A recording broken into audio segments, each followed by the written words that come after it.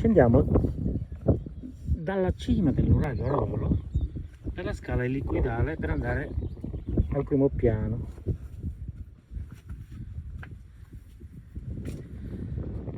Guardate la maestria di fare queste scale, incredibile. Poi guardate qua dove si fa la cupola.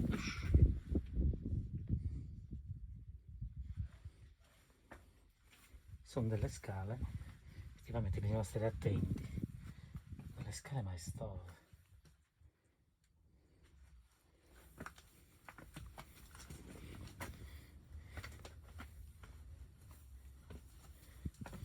Guardate un attimo la bellezza di queste scale.